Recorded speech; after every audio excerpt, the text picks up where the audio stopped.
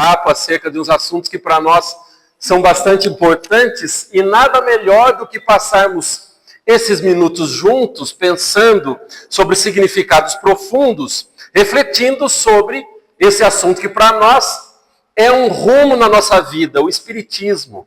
E a abordagem sobre significados dentro dessa doutrina para nós são importantes porque nos levam a tentar compreender e aprender um pouco mais sobre como nós podemos colocar o Evangelho de uma maneira prática na nossa vida.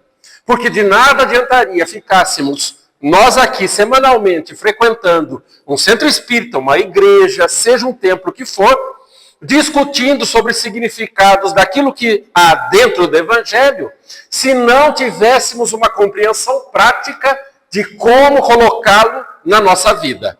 E esses minutos que estamos aqui é a oportunidade que todos temos para fazer essa avaliação. Dessa maneira, eu deixo agradecimento a todos que vieram para cá, porque eu vejo até alguns rostos novos e isso me causa uma certa felicidade. Orador espírita é terrível, né? Porque a gente guarda até o lugar em que a pessoa senta e a gente reconhece a casa em que está, justamente por observar algumas pessoas que sentam nos seus próprios lugares. Dizem que nós somos escravos dos nossos hábitos, mas esse é o motivo pelo qual nós passamos a também sentir um pouco de felicidade, porque semanalmente estar na casa espírita para aprender é um ato muito salutar. Hoje nós faremos uma discussão acerca de um tema que é muito legal. Reflexões sobre a nossa missão. E podem ficar tranquilos que todo mundo que veio para cá hoje vai saber por que é que veio para essa terra. O que por si só já é uma coisa muito bacana na nossa vida. E nós faremos uma abordagem para tentar compreender o significado desta temática, também observando para todos nós como compreendemos o exterior que nos cerca.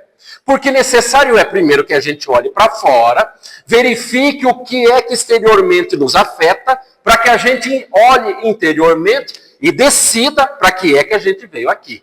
Ou qual a nossa missão, que é um pouco mais chique de se dizer. Quando nós observamos o exterior, aquilo que nos cerca, nós naturalmente somos obrigados a fazer assim, uma olhada nesta nossa terra, que é a nossa casa, que nos abriga. Nós que somos espíritos em evolução, estamos aqui por um certo motivo que nos escapa à inteligência racional imediata. Mas com toda certeza, observar também a Terra é compreender por que é que nós estamos aqui, aprender alguma coisa. Nós que estamos vivenciando a nossa vida nesse chamado mundo de provas e de expiações, muitas das vezes ficamos desgostosos, porque viver todo dia sob a dificuldade, pelo desafio, para nós é uma canseira tremenda. O que nos faz muitas das vezes praguejar a vida do nosso dia a dia. Nós que observamos a Terra, que passamos a estudar o Espiritismo, porque abraçar uma religião, geralmente para nós, é um motivo de fuga da dor. A vida nos aperta, nós procuramos um sentido existencial, porque a gente fala, nossa vida é uma loucura, eu não aguento, a coisa está muito complicada, e nós abraçamos um sentido que nos dê, para que a gente viva um pouco melhor, uma capacidade de falar, mais um dia eu estarei aqui, compreendendo que eu preciso estar.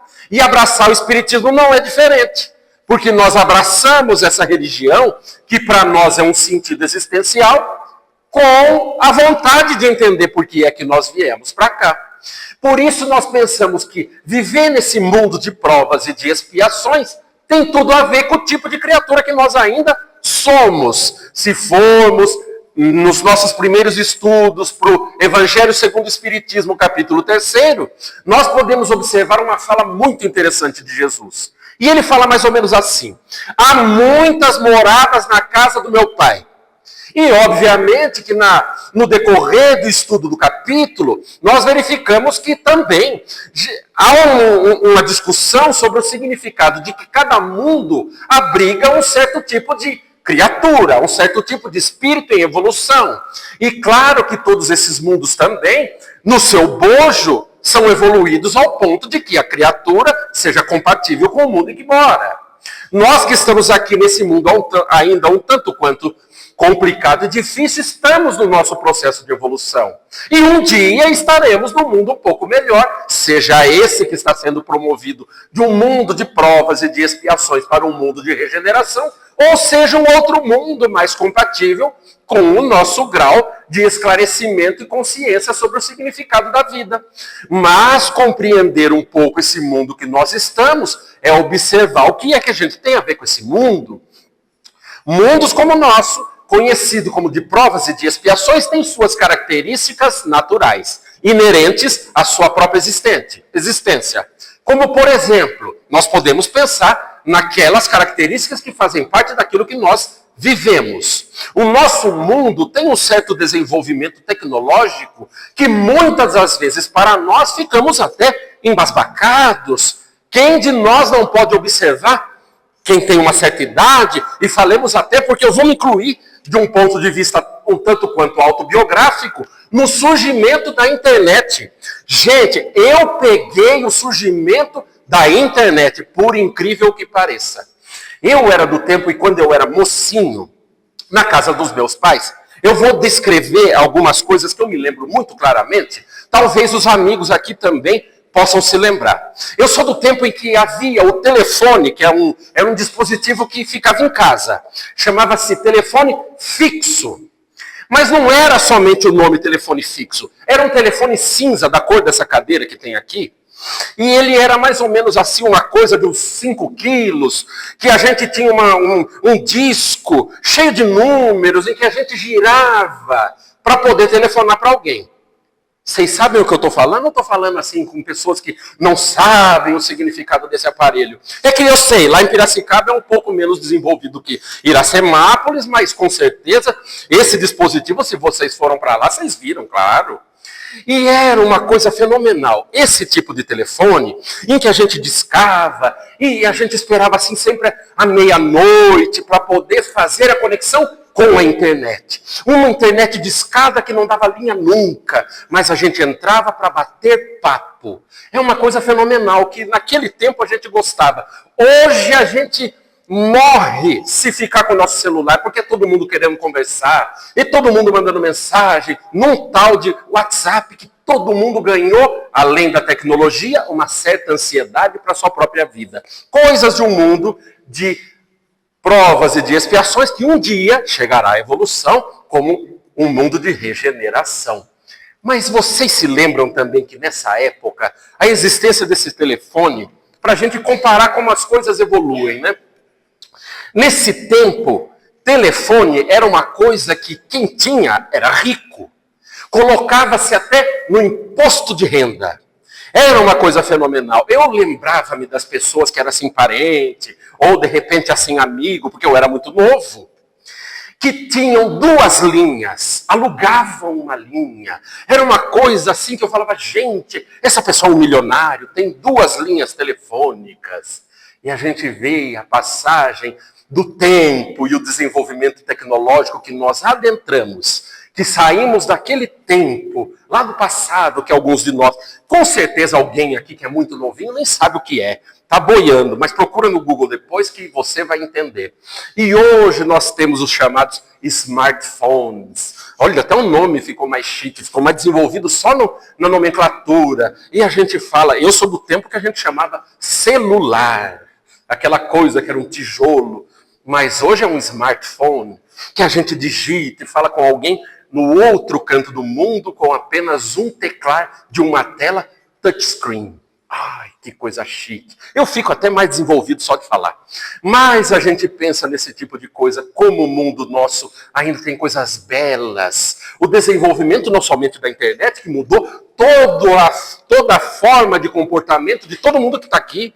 Os bancos, o acesso a banco. Hoje nós temos aplicativos dos chamados transportes, e tudo isso que nós chamamos tudo de bom, que é uma maravilha. Carros dirigindo sem motorista, aqui no Brasil ainda não, porque vai que, né, se tem aqui o pessoal capaz que leve o carro, mas nós ficamos impressionados com o tamanho do desenvolvimento, os foguetes, os aviões, mas não é só coisa boa, porque o nosso mundo ainda também tem muita coisa que precisaria melhorar. Característica do pessoal que ainda mora aqui. Poderíamos observar as guerras convencionais. Hoje em dia, uma guerra que chamemos mais ou menos de guerra, que não é guerra nenhuma, é um genocídio que ocorre hoje entre Israel e a chamada Palestina, na faixa de Gaza. Ou quem sabe poderíamos estender o pensamento também numa guerra convencional entre Rússia e Ucrânia, entre o chamado leste asiático e a Europa. Uma coisa que para nós ficamos a pensar, que coisa ainda nossa gente ainda é capaz de produzir. Num canto, com o seu desenvolvimento tecnológico, com o seu pensamento, poder produzir tanta coisa boa. E de outro canto, nós vemos tanta coisa que poderíamos dizer que ainda é ruim. Características de um mundo de provas e de expiações. Mas não é o mundo que tem isso, mas sim nós que somos as criaturas que moramos aqui, que carregamos dentro do nosso íntimo, da nossa consciência, essa dualidade, um pouco de sombra, um pouco de luz, que se expressa na nossa forma de ser, de viver e de se comportar. E os resultados de tudo aquilo que a gente escolhe é esse mundo que nós temos aí. Mas nós ficamos a pensar em todo esse turbilhão de coisas que nós temos a viver, por que é que a gente veio para cá? Porque nós nos perguntamos com toda seriedade e às vezes a resposta é tão difícil de achar. Porque cá entre nós, a nossa primeira pergunta existencial ocorre lá na faixa da adolescência, ou da chamada pré-adolescência, em que nós tomamos consciência de que somos individualidades, olhamos para os nossos pais e nos perguntamos: como eu vim parar aqui? Como eu saí desses dois? É uma pergunta muito sincera para todos nós que passamos daquele chamado período lúdico, em que os pais são os heróis da nossa vida, para pessoas falíveis. Só que é um momento de tanto desafio na nossa vida, em que nós passamos a questionar tudo aquilo que nossos pais fazem. E o tempo vai passando, porque esse foi a primeira experiência nossa, em que a gente se pergunta com toda sinceridade por que é que veio para cá, que a gente começa a se questionar de tudo isso que vem pela frente. Nesses questionamentos que vão pela frente, nós vivenciamos as chamadas experiências para que a gente se desenvolva do ponto de vista da maturidade. Só que as experiências para nós são coleções de dificuldades, coleções de frustrações, que mais nos machucam se a gente não tiver a compreensão do que é que a gente veio fazer aqui, e nós passamos a reclamar um tanto quanto mais da chamada vida. Alguns de nós, já no meio do caminho, nesse processo de desenvolvimento e de dor da sua própria alma, abraçam uma religião, num sentido, tentando, quem sabe, olhar para um futuro mais esperançoso, tentando compreender por que é que a gente veio para cá, ou, quem sabe, qual a nossa missão. Mas nesse momento em que a vida nos pega, nos puxa o tapete, e isso independe da nossa idade, porque o tempo parece que corre tão rapidamente, nós abraçamos uma religião e tentamos conversar com aquele que é o nosso Criador. Nós oramos, abrimos a nossa alma para uma conversa íntima com o nosso Criador, que é conhecido como Deus. E nessas conversas, para muitos de nós, às vezes até nos escapa a compreensão do que é que Deus é na nossa vida. Qual a existência de Deus e por que é que Ele existe na minha compreensão do que é que eu vou viver. E quando nós passamos nesse momento de tentar entender quem é Deus na nossa vida, ou o que é Deus, se nós fôssemos remetidos à questão número 1 de O Livro dos Espíritos, que é Deus, nós ficamos a pensar o significado dessa existência para nós. Porque toda vez que o nosso calo aperta, geralmente o nosso escape é do ponto de vista da vida material imediato. Nós vamos para o centro espírita, para uma igreja, para um templo religioso, e a nossa conversa é mais ou menos assim: ai meu Deus, minha vida está tão difícil. Ai, se o Senhor pudesse me ajudar um pouco. Ai, se eu fosse mais rico, eu seria assim, não mais rico, né? Se eu fosse rico, porque nem rico eu sou. Mas se eu fosse rico, minha vida ia ser tão melhor. Está tão difícil esse negócio chamado boleto na minha vida. E eu queria uma ajuda do senhor aí, porque o senhor sabe, eu sou espírita. Assim, eu fiquei sabendo que uma das piores provas na vida de alguém, do espírita principalmente, é a riqueza. Mas como o senhor sabe, né? Eu estou preparado, pode mandar. Manda para mim. Tem alguns de nós assim, dizem que espírita nunca, assim, não acredita em jogo de azar, né? Nunca joga. Esses negócios de tigrinho, quer dizer assim, a gente acredita só no trabalho. Mas quem não é espírita, às vezes joga até na Mega Sena, para ver se ganha. Mas não é na Mega Sena assim normal. A gente joga na Mega Sena da virada. Porque a conversa é mais ou menos assim, daqueles que não são espíritas, claro. A gente tem uma compaixão por essa gente, né? Aí a gente pensa, quando eles pedem, eles falam assim, ai meu Deus, manda para mim aí pelo menos assim uma inspiração. Não precisa ser os 6 números, pode mandar 5. O sexto eu chuto, vai que eu acerto. Mas assim, se eu ganhar, eu sou tão humilde, meu Deus, que se o senhor permite eu ganhar, eu até aceito ganhar com mais uma pessoa, não tem problema. Assim, eu não preciso ganhar sozinho, não. E se mandar para mim, aí sim eu prometo. Eu prometo que eu vou ser o patrono do espiritismo em Iracemápolis. Eu vou ser aquele benfeitor, que nenhuma casa em Iracemápolis que empreendeu o espiritismo vai precisar de qualquer tipo de coisa. Aí vai que um dia Deus assim dá uma errada e a gente ganha. Depois que a gente ganha, primeiro ato pós ganhar na cena. Nunca mais eu piso naquela empresa. Primeira coisa. Eu não aguento nem ver aquela gente, eu não quero nem pedir minhas contas. Fique para eles que vai ser melhor. Porque tem tanta gente ruim no meu trabalho.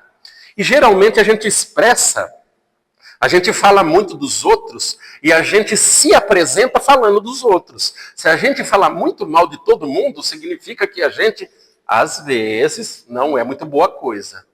Porque sempre o mundo para nós passa pelos filtros dos nossos julgamentos. Porque nós estamos nos perguntando com toda certeza o que é que a gente veio fazer aqui. E se a resposta vier nesse sentido, é necessário se avaliar.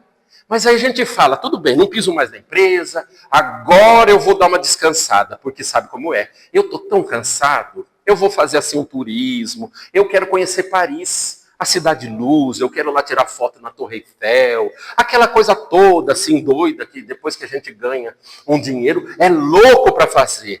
E vai, descansa, viaja de país em país, fica entediado de gastar tanto dinheiro, aí se lembra que falou um dia que gostaria de ser patrono de alguma coisa, de um empreendimento como, de repente, o financiamento do espiritismo em Iracemápolis. Mas nesse momento a gente é pego assim intimamente pelo contrapé, porque a gente fala, olha, eu falei que eu ia doar mais ou menos metade, mas eu não vou doar metade, porque eu acho que o pessoal não vai saber utilizar o dinheiro. Eu vou aplicar, depois que eu aplicar, vai rendendo, eu vou dando de pouco em pouco. Aí dá certo. Isso se a gente fizer. Mas alguns de nós, na sua conversa íntima com Deus, também pergunta-se sobre algumas coisas que nada tem a ver com a sua missão em específico. Vai para um centro espírita, vai para uma igreja, um templo religioso e chega com aquele coração amoroso, cheio para dar amor. Ai, meu Deus, eu gostaria tanto de encontrar assim um partidão. Mas assim, um partidão, sabe como é, meu Deus? Pode ser espírita, e a gente começa a descrever. Pode ter tal altura, tal cor de pele, tal cor de cabelo. Se for rico é bom também, que a gente não reclama. E a gente fala com todo o coração do mundo que quer alguma coisa. E vai que Deus dá aquela pessoa perfeita que a gente fala, é minha alma gêmea. Depois de 6 meses de convivência, essa alma gêmea vira uma algema. Mas não tem problema nenhum. Lembre-se daquela algema que você largou na sua casa enquanto você veio para cá para a gente bater um papo. Exatamente. Alguma missão é. Mas nós ficamos a pensar, meu Deus do céu, se eu não estou nesses 2 grupos iniciais, que é que eu vou pedir para a minha vida? E isso, no Centro Espírita, o 3º ponto, é um ponto a se chamar a atenção com toda certeza. Quando nós temos algum tipo de doença, seja psicológica ou física, nós corremos para a religião atrás da busca de um milagre, sem compreender que no final das contas só enferma o corpo que tem uma alma doente. Porque para todos nós a doença é um chamariz de atenção do porquê é que nós devemos mudar nosso comportamento. E nesse quesito nós precisamos chamar muita atenção. porque existem casas nos centros espíritas, nas mais variadas cidades, que tem o seu chamado dia de cura. Essa daqui, graças a Deus, eu conheço, eu sei que não tem.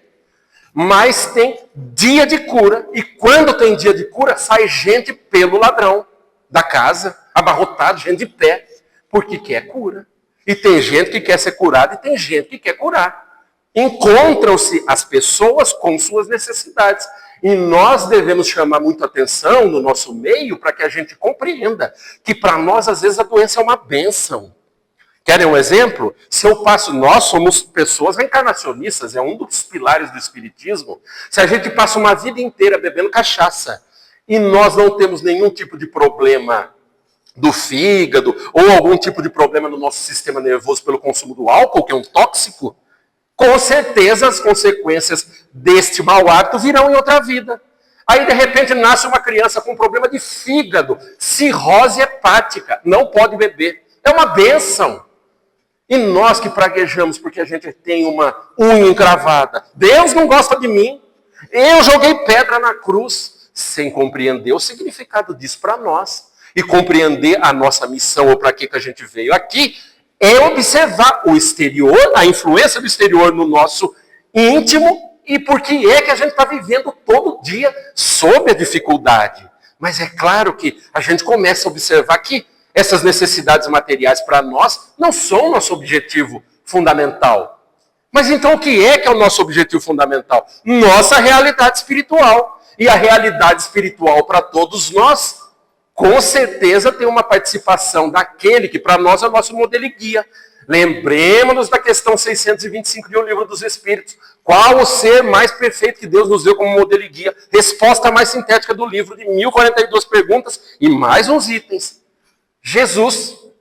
Se Jesus é o nosso modelo e guia, alguma coisa ele tem com a nossa vida. Se ele tem alguma coisa com a nossa vida, necessitamos de compreender que ele, como governador espiritual do nosso globo terrestre, programou os acontecimentos para que nós, que aqui estamos, passemos por um processo de evolução. E ele encadeou as coisas muito legal, para que a gente possa compreender por que é que a gente veio para cá. Jesus mandou até seus emissários para cá. Um deles, Moisés, que veio no período de 1500 anos antes do seu próprio nascimento. Moisés foi aquele que trouxe como missão da sua própria vida a trazer para a terra o significado de uma religião que tivesse como compreensão fundamental a existência do Deus único, o judaísmo. Nós lembramos aqueles chamados 10 mandamentos, aquela coisa toda que para nós assim virou até história muito antiga. E Moisés trouxe esse significado, esses 1500 anos antes da vinda de Jesus, foi um período de fermentação e digestão desta ideia. Porque o povo daquele tempo, ainda um tanto quanto belicoso, não compreendia significados profundos da existência espiritual do indivíduo. Jesus veio trazer o seu complemento com a boa nova, com o chamado cristianismo. Não que ele trouxe a religião cristã, mas ele veio vivenciar uma ideia. E nós observamos que a vivência dessa ideia necessitava de um nome. Nós funcionamos assim. Tanto que Jesus veio para cá no chamado ano zero. Chamemos esse calendário em que ele dividiu entre antes e depois dele, e como calendário cristão. E depois de 1857 anos veio o cristianismo, para que a gente pudesse resgatar a ideia do que Jesus tentou trazer sobre o significado de vida, de comportamento. E é claro que Jesus também, vejamos como uma coisa interessante, os povos em si, a depender do continente, do local, da cultura, eles têm um certo tipo de crença. Um certo tipo de crença até do tipo de relação que eles têm com a divindade. Existiam povos na antiguidade que acreditavam na existência de vários deuses. Se a gente olhar para a história egípcia, que nós vemos aquele panteão de deuses, cada deus com a sua função na vida do indivíduo. Podemos observar também na Grécia, em Roma. Quem de nós não se lembra da mitologia, do panteão comandado por Zeus, que era o deus dos deuses, Apolo e toda aquela gama de seres que tinham sua função na crença dos povos daquela época. Então eram os vários deuses, a depender da cultura e da crença. Mas também, depois de Moisés, nós tivemos o surgimento da crença do Deus único. E nisso nós vemos a existência do judaísmo, a existência do protestantismo, o catolicismo, o espiritismo, que se encaixam justamente nessa classificação. Mas também nós temos religiões, ou chamadas religiões na nossa terra, que não compreendem a existência da divindade, que não classificam a existência de um Deus. Por exemplo, o budismo, que diz que nós saímos de uma chamada bacia das almas, entramos aqui na nossa terra na busca da perfeição e do nirvana, e quando caímos fora daqui, voltamos para o lugar do qual nós saímos. Então são as crenças dos deuses. Mas se nós pegarmos como exemplo principal essa chamada religião da crença do Deus único, nós temos duas vertentes, aquelas que são não reencarnacionistas e as reencarnacionistas. Das não reencarnacionistas, nós temos até algumas que para nós são bastante conhecidas, nossos irmãos protestantes, que têm uma explicação do que ocorre pós-morte, que para nós é motivo de reflexão. Que asseveram que depois que a gente morre, a gente dorme na espera da volta de Jesus. E obviamente que nesse dia nós passaremos pelo chamado dia do juízo final. Nossa, seria tão interessante se a gente dormisse mesmo, né, depois que morre. Eu mesmo ia selecionar uns vários aí que eu gosto muito. Eu já ia dar uma maracujina concentrada. Já vai dormindo daqui para lá. Porque é parte da nossa existência. Mas também, quando nós passamos a compreender que esse início de compreensão do que é a dualidade inferno-céu, que é a consequência se nós somos bons ou ruins, para nós é muito complicado. Porque nós somos muito mais ou menos. Nós carregamos no nosso íntimo a nossa sombra e a nossa luz. Alguns de nós é um pouco ruim e um pouco bom, em várias áreas. E olha que coisa complicada, se nós tivéssemos a possibilidade de fazer uma avaliação do que é que nós viemos fazer aqui e a consequência depois de que a gente viveu. Ai, será que eu fui bom? Será que eu fui ruim? Se eu fui ruim, mas se pesar um pouquinho a balança para o ruim, eu vou para o inferno. A Igreja Católica até resolveu esse problema, criou aquela terceira via, né, que é o chamado purgatório. E olha que beleza, todos nós ficamos satisfeitos com a vontade de entrar no purgatório, passa uma estadia lá, porque a gente foi muito mais ou menos durante a vida, e depois vai para o céu de delícias, maravilhoso, o paraíso. Ai, que delícia se fosse assim, mas não é. E como a gente sabe que não é? Porque também existe na vida de todos nós duas coisas muito importantes que nos dão uma certeza do que ocorre com a gente depois que a gente cai fora daqui. E nós poderíamos falar na primeira delas, que é a reencarnação, obviamente, um dos pilares do Espiritismo, que é uma lei divina que assevera que nós vivemos experiência atrás de experiência, com o objetivo educacional para que a gente entre aqui de um jeito e saia melhor. Todos temos a nossa vida para entrar aqui e sair daqui melhor. Esse é o objetivo fundamental número 1. Mas será? Mas será? Porque nós ficamos numa pergunta, pessoal, a gente vai para o centro espírita, eles falam que tem reencarnação, mas para nós assim parece uma ideia, uma filosofia, uma reflexão, que a gente não tem muito palpável da nossa vida. Mas Deus também trouxe para nós uma característica essencial para que a gente compreenda, a mediunidade. E a mediunidade é essa janela que todos temos. Às vezes a gente tem uma frestinha desse tamanho. Só entra o ventinho. E tem outros que têm uma janela escancarada de ver quem já morreu. Tanto que, eu não sei se tem algum médium aqui ostensivo, mas se tiver, vai se reconhecer. Quando a gente observa a existência de algo extracorpóreo, extrafísico, imaginemos, você vai para o centro espírita, você volta para sua casa, a hora que você abre a porta da sua casa, você dá de cara lá com uma figura na sala sua, no tapete, olhando para você e sorrindo. Bate na madeira, né? Primeiro que a gente acende a casa inteira. Se continuar ainda ali, se a gente se observa médium, desse jeito, nessas características, se a gente tiver uma certa sinceridade no coração, a gente até se pergunta, será que eu estou esquizofrênico? Será que eu fiquei louco? Será que eu tomei alguma coisa, que estou vendo uma pessoa, e de repente você começa a conversar com a pessoa. Conversar na mente, porque não existe som. Não é uma vibração do som que vibra no nosso ouvido, que mexe os ossinhos dentro do nosso ouvido para que a gente ouça. É uma conversa mental. E você está conversando com aquele ser que a gente nunca viu. Mas de repente o ser está sorrindo e falando para você assim, eu sou seu anjo da guarda. E quando o anjo da guarda sorri para você à noite, na sua casa, só você e ele, coisa boa não é. Se ele falar, tô com saudade, cuidado. Volta para o centro. Você fala, fica lá na sessão de desobsessão. Porque a gente gosta da carne, claro. A gente quer viver aqui. E a gente pergunta, eu quero fazer aquilo que eu vim fazer na Terra, porque a gente nunca sabe direito o que é que veio fazer aqui. Sempre fica uma questão infinita na nossa vida. Gente, olha, eu falo por mim. Semana passada eu tinha 20 anos de idade mentalmente. Tá certo que não passou muito, hoje eu tenho 25. Quer dizer, né? Dependendo, cada uma das pernas, quase 25. Gente, como passa rápido o nosso tempo. E a gente se pergunta, o que é que veio fazer aqui? E não tem uma resposta assim, vim aqui para fazer tal coisa. Não é uma certeza absoluta. É uma coisa que a gente vai descobrindo à medida que vai vivendo.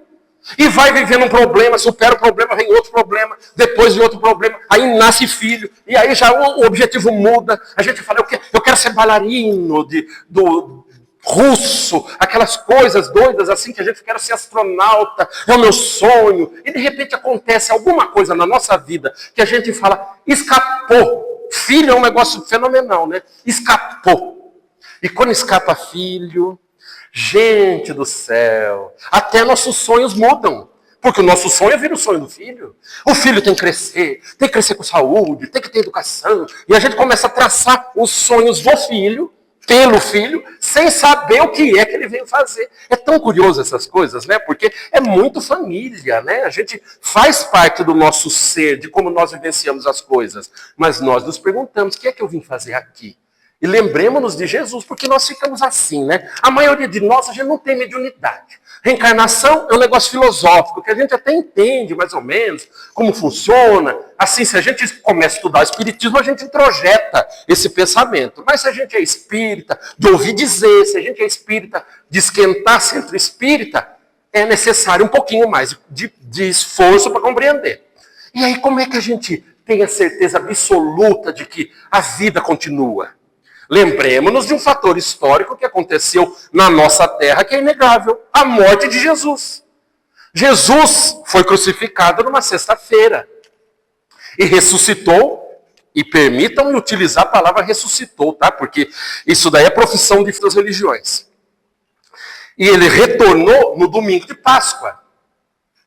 E aquela morte foi uma morte pública, todo mundo viu. Daquele tempo que lá está. Tanto que isso passou a história da humanidade. Essa morte de Jesus. E ele era muito importante, mesmo quem não crê em Jesus como o chamado Filho de Deus, compreende que Jesus foi muito importante para a história. Tanto que bilhões e bilhões de pessoas no nosso mundo estabelecem como rotina e diretriz da sua própria vida o comportamento dessa pessoa, Jesus. E ele ressuscitou no domingo. Nós, como espíritas, sabemos que foi uma materialização, obviamente. O corpo dele havia morrido. E Jesus voltou, apareceu primeiramente para Maria de Magdala, que obviamente era uma das pessoas que para ele era bastante importante. E depois ele apareceu para o colégio apostólico, com os 11 apóstolos. Talvez algum desavisado fale, mas isso eram 12? Inicialmente eram 12. Lembremos-nos de Judas. Judas merece até uma certa consideração da nossa reflexão para entender a personalidade dessa pessoa, naquela época. E eu vou falar um pouquinho, permitam-me a digressão. Falando um pouquinho de Judas, ele tinha como característica, ele era o mais intelectualizado do colégio apostolar. Só que ele carregava dentro da alma a certeza de que, assim, viria o Messias para a sua religião, ele era judeu. Os judeus tinham na Torá e na sua crença a espera do Filho de Deus, do Messias. Alguns observaram e viram que era Jesus, Outros deixaram passar e acharam Jesus apenas um profeta. Tanto que deu aqueles problemas políticos da época e ele foi crucificado, obviamente, por ser um pouco além do seu tempo e mexer em interesses dentro da política social da época. Só que Judas, ele sabia que Jesus era o prometido da sua religião. E ele sabia que Jesus iria implantar o reino de Deus na terra.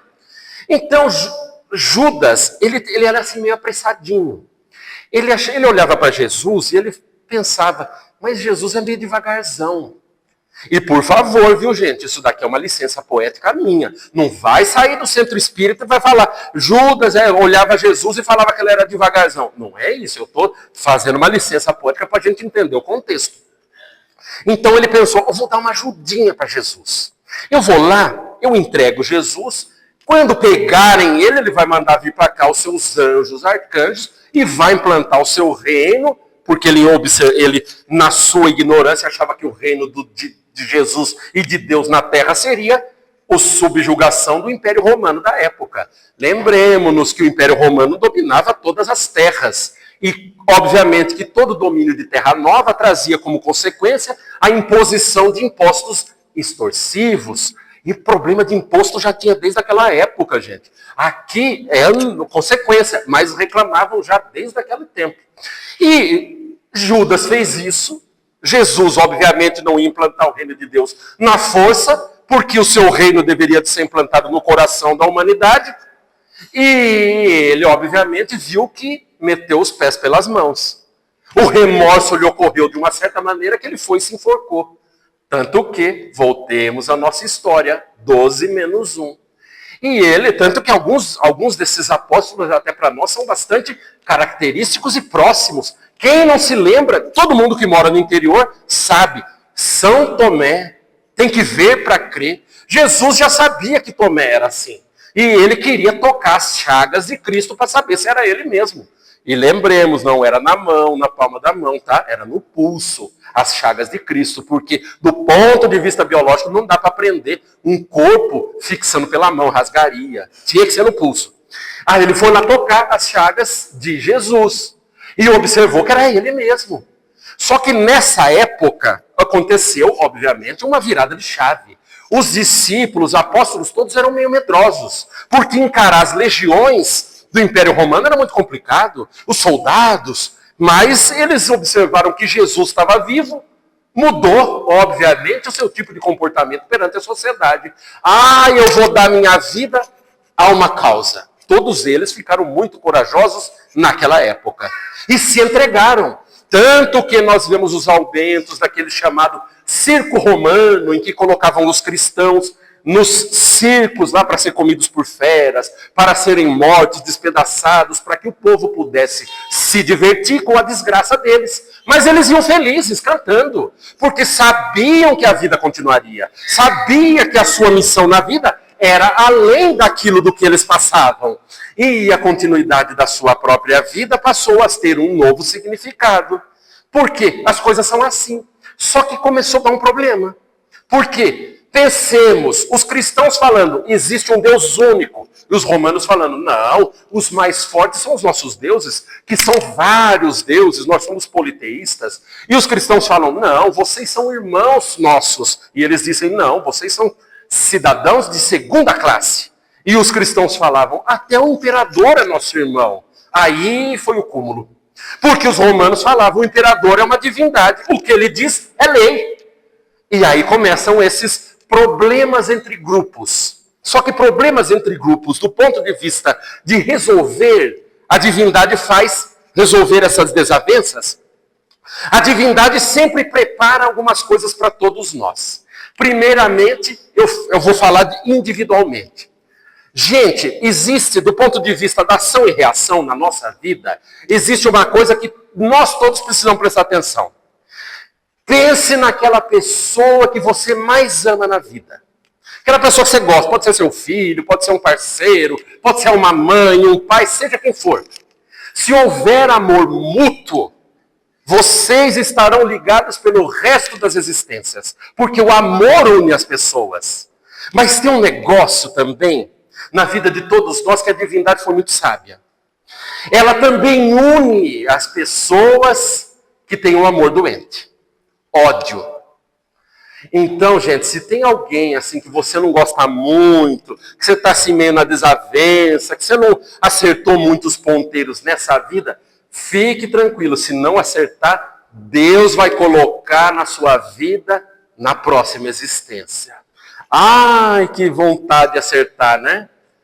E a gente fica com essa vontade, porque em casa, quem de nós não se lembra daquelas coisas assim que arrebata? Amores arrebatadores são perigosíssimos. Aqueles calcados naquela paixão que ninguém aguenta. Você olha, você vai num evento espírita, num congresso espírita, 5.000 pessoas. Você entra e você olha lá no meio e de repente uma luz brilha. Você faz assim, é ele. E ele do lado de lá fala assim, é ela. Passou uma semana, está noivado. Passou mais uma semana, casou também. Aí você vai 1 mês, 2 meses, 3 meses, aquela coisa maravilhosa que você no início falou, contigo eu moro até debaixo da ponte. Depois desse tempo, a ponte já não está tão boa. Você começa a pensar, meu Deus, eu não sei o que eu faço, mas eu não consigo ficar livre. E o tempo vai passando. E às vezes a vida é tão complicada e difícil. Você tem um desse? Tem alguém aqui que tem um desse aqui? Vocês estão na dúvida ou aqui só em Iracemápolis só tem anjo celestial, só coisa maravilhosa? É acanhamento, né? Mas não precisa falar. Fiquemos só nos olhares, assim. Se tiver do seu lado, dá um assim, ó. Faz assim. Sabe essas coisas? A gente se entende. Não se entrega. Aqui é um túmulo. Aí a gente vê que esse tipo de coisa acontece, porque a gente precisa acertar os ponteiros que a gente nem sabe que desacertou em outras oportunidades. Esse tipo de coisa acontece. Mas nós observamos que esse é um tipo de comportamento. Quando a gente odeia alguém, a divindade coloca junto para a gente acertar os ponteiros. Mas e quando é muita gente? Quer dizer que vai nascer todo mundo na minha família? Não dá. Meu Deus, não tem condição. Mas nós podemos citar exemplos. Até que no nosso país ainda continua sendo uma chaga da nossa história, escravidão. Gente, vocês acreditam que nós tínhamos escravidão aqui no Brasil até 1808? É logo aí. Nossos bisavós viveram no tempo de existência de escravos. Quantas cidades, quantas igrejas não foram construídas com o suor e o esforço de escravos, que é uma chaga. E alguns de nós carregam ainda o racismo dentro de si. Não tem problema. Deus resolve, troca de lugar. E aí a gente vai experimentando na pele a dificuldade a qual a gente não observa e vivencia. Naquele tempo foi igual. Os romanos começam a observar os cristãos e a divindade fala, vamos começar a trocar de lugar para diluir isso aí. E aí o romano nasce como cristão, no seio dos cristãos, e começa a inverter. Mas, assim, na teoria tem tudo para dar certo, né? Mas na prática teve uns probleminha aí. Por quê? Lembremos, no século III, entre o século III e IV, o Império Romano adota o cristianismo como religião oficial. E nesse momento surge o chamado catolicismo. Igreja Católica Apostólica Romana. Católica é universal o significado, né? O catolicismo universal, que de universal não tem nada. Apóstolo de Pedro e Paulo, romano, que obviamente saiu do Império Romano. Só que nesse momento começou a surgir algumas coisas estranhas. Paramentações, ritualísticas, tem que vestir uma certa coisa, tem que fazer isso, tem que ajoelhar, tem que não sei o quê. Todos os atos exteriores que nada tinham a ver com o surgimento da ideia do que Cristo vivenciava. E aí a gente coloca aí mais ou menos 1.500 anos de história e nós temos as chamadas cruzadas, nós temos as chamadas Santa Inquisição, em que pegavam um pessoal que não acreditava na mesma coisa que eu, manda para a fogueira. Tem mediunidade, é bruxo, manda para a fogueira. Existiu isso. Então nós temos a ideia de Cristo concretizada no catolicismo, que no seu extremado desenvolvimento, ainda um tanto quanto com as ideias erradas, levou à matança de muita gente. E Jesus nunca falou para matar ninguém. Então, a distorção do pensamento. E nós vemos como isso acontece. Mas nós estamos nos perguntando qual a nossa missão. E parece que eu estou desviando do assunto. Não estou. Porque a gente precisa entender primeiro esse contexto para chegar no Espiritismo. Que, no caso, é a doutrina que todos nós abraçamos.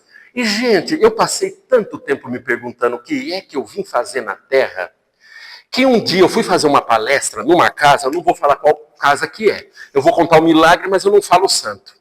Eu fui fazer uma palestra na casa e sempre no final de uma palestra, vez ou outra, vem um desses amigos cristãos, né, que a gente ama. Eu acho que acontece assim, vez ou outra, vem um reencarnado do umbral direto para o centro espírita, e eu, como saí de lá, a gente se encontra. É um negócio tão interessante, porque parece que dá um entendimento assim na hora. E depois da palestra, eu fiz uma palestra todo inspirado, com toda vontade, saí bastante suado. E ele veio. Esse rapaz veio e já me veio com uma conversa assim, um tanto quanto que eu já falei, estranha. Rogério, olha, eu ando acompanhando suas redes sociais, aí você está fazendo bastante palestra, né? Eu falei, a gente faz, mas o que dá para fazer, a gente faz, né? Olha, você está ficando rico, não tá? Eu falei, mas como assim está ficando rico? Eu fiquei pensando, eu não sabia se ele sabia qual era a minha profissão, eu nunca vi esse fulano, você está ficando rico, né? Eu falei, não é bem assim. Ele falou, mas se você está fazendo muita palestra, o pessoal está pagando, não tá?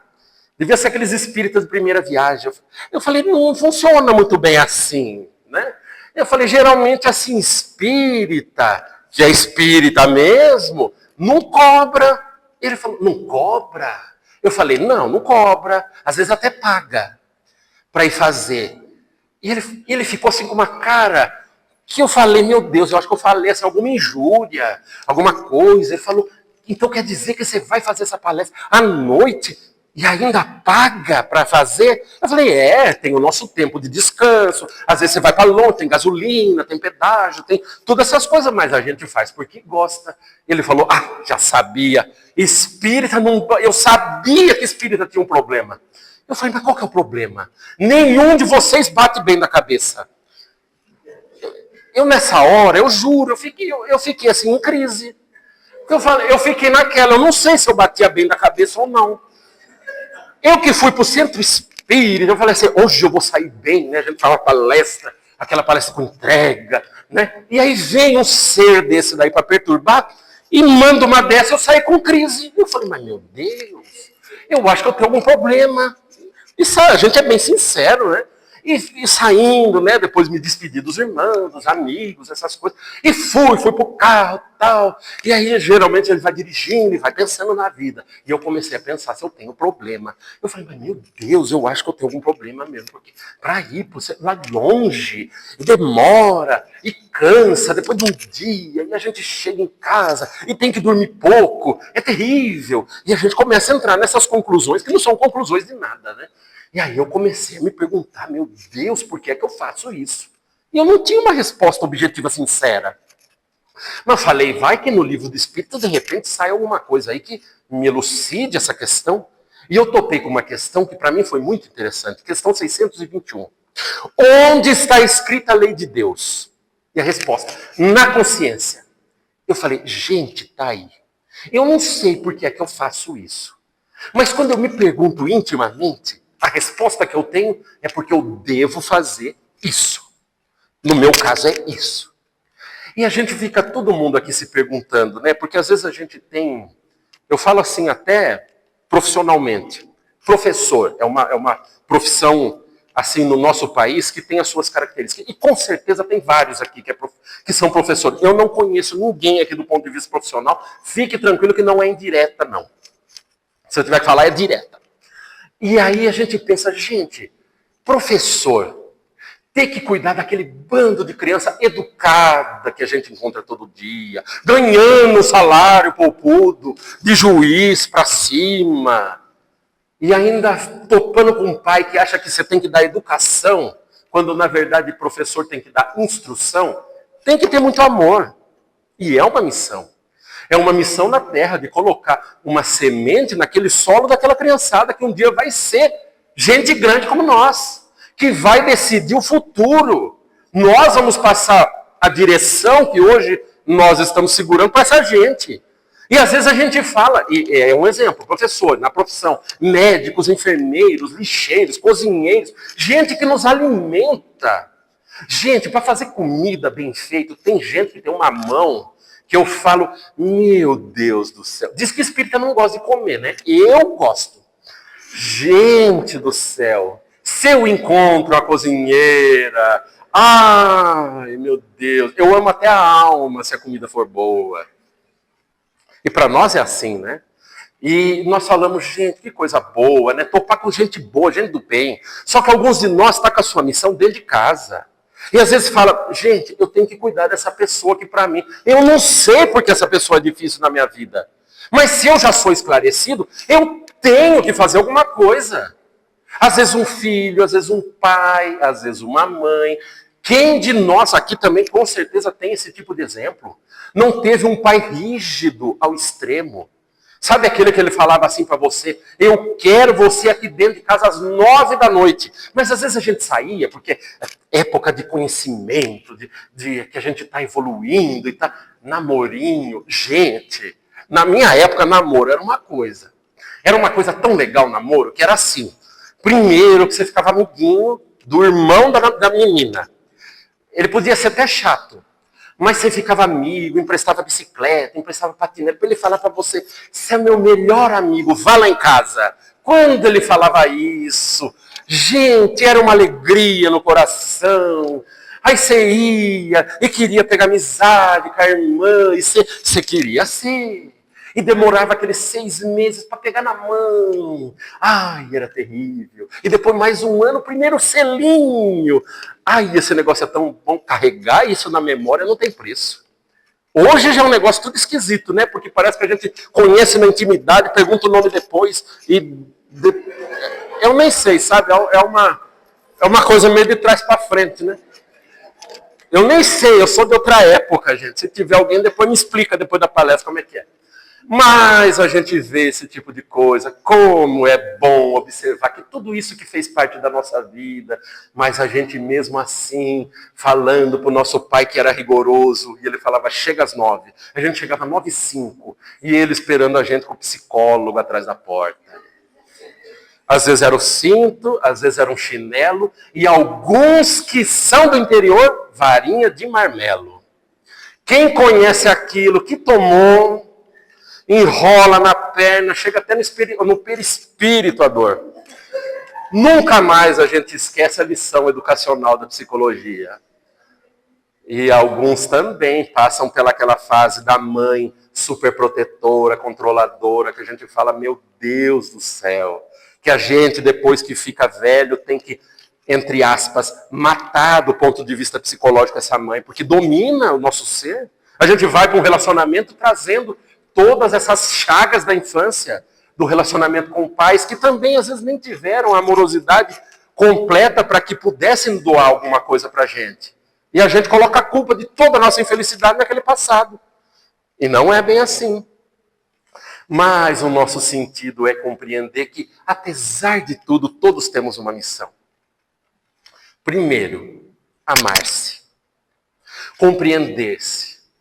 Desenvolver a sua própria consciência. Porque nós precisamos ter a maturidade de olhar o mundo e apesar de que o mundo seja difícil, mesmo assim a gente ainda escolher fazer o certo, fazer o bom, fazer aquilo que nós devemos fazer. Deixar de viver um pouco naquele chamado prazer, prazer da carne, que para todos nós é muito bom. Todos passamos pelo prazer da carne, no desenvolvimento, mas não dá para viver disso. E quando a gente começa a ter um pouco de responsabilidade na vida, começa a se questionar. Tá certo, eu vivo, eu tenho minhas necessidades biológicas, comer, dormir, fazer sexo, mas o meu ideal é viver em prol de uma ideia. E todos nós temos que encontrar a nossa ideia. Saber aquilo que a gente pode contribuir para que o mundo seja melhor.